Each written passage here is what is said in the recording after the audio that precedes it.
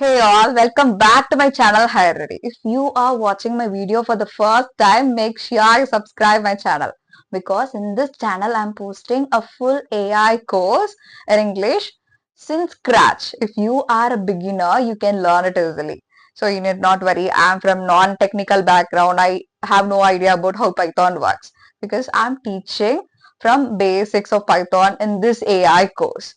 If you are watching my video for the first time, make sure you subscribe it because you won't miss any upcoming videos too. Yes, let's get into the video.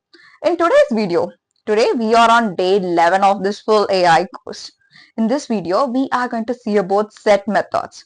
We are going to see what is set in data type when it comes to Python and what is unique about this set data type. In real life, how we are going to use this set data type specifically. Yeah, let's get started. First, how do you represent set data type in Python? First thing is you should represent in this way. Inside a curly brace, you will represent the elements of set. Generally, set itself is a mutable data type, which means the whole set data type can be changed. So it is called as a mutable data type. And what are all the uniqueness of set data type? It is unordered data type. Technically, when you will call a particular data as unordered data type.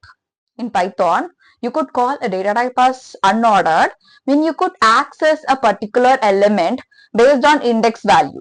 If you could add a particular element based on index value.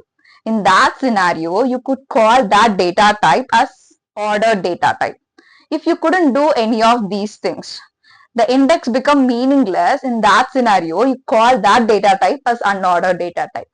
So it says that in set, we couldn't access any elements, we couldn't add any elements based on index. So that is why it is called as unordered data type in Python. Next, specifically in set, we cannot add any duplicate values. That is a speciality of both set. Why? Because in some scenarios, if I allow duplicates, it might cause a problem. In that scenario, you can store all that data into a set data type. That is how set is being used.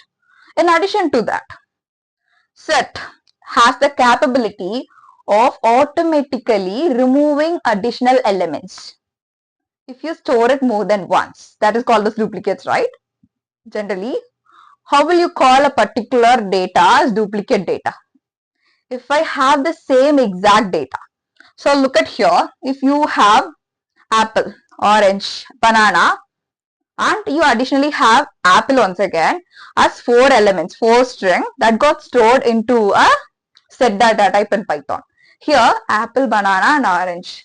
All these 3 elements are coming once, but once again, if the apple comes, once again, if the banana comes, once again, if the orange comes, it is called as duplicates, specifically in this data types based concepts. So what I have to do is I need to delete it when I don't want that. But this data type set has the capability to delete the duplicates automatically. If in this set data type, this is how I'm defining it, okay? So in that scenario, what I did is apple, I'm writing it in short form. So if I have apple, banana, orange, and once again I'm repeating apple, this set automatically will delete this particular element apple when I try to print that set. So that is why it is more special when it comes to data types in Python. So when will you use set in Python? In which scenario? When I do not want duplicates. When I want my data itself, my coding itself to delete the duplicates, whatever it comes through the way, then in that scenario, you will use set data type. Next, set itself is mutable. That's what I told in the starting of this video, right? Set data type is mutable, but the elements that we store inside this, these elements are immutable, which means I can change the whole set, but I cannot change the elements. I can't make any changes to that. So if someone asks you if set is a mutable or immutable data type, in a clever way, you should answer them. It is actually mutable, but the elements are immutable. The elements that I store inside my set cannot be changed. So it is partially mutable and partially immutable. That is a smart way to answer that question. Next, I told you that it is immutable, right? What does it mean? We have already seen about some data types like string, list, and tuple. Do you remember? Yes. So in that scenario, what are all the mutable data types we have seen? List alone is a mutable data type. Apart from that, we have seen about tuple and string, which are all immutable data types, right? So in this particular data type set, the elements are immutable, which means my another data types which are all immutable like string and tuple could be stored as elements. And we have another data type like list which is mutable, which cannot be stored as element of a set. We do have another data type called dictionary. We'll see on next day. So that cannot not be stored. That cannot be stored because of a reason.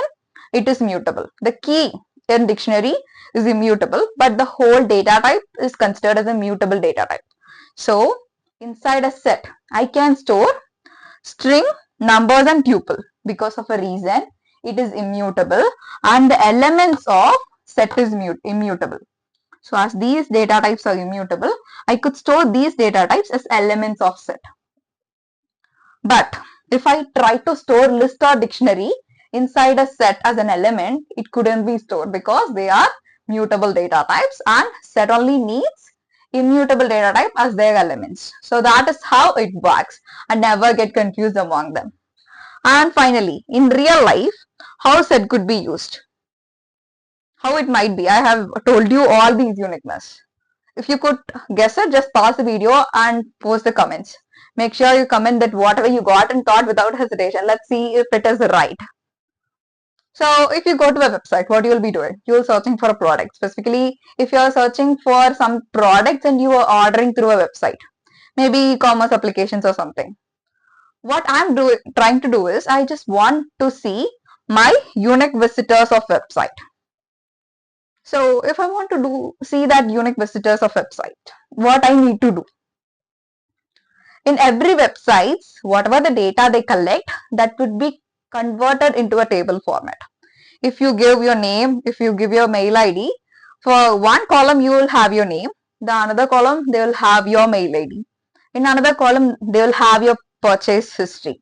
And second time if you go back to the same website, you will give the same name, same mail ID, right? So they just want the name. In that scenario, they want the unique visitors of website.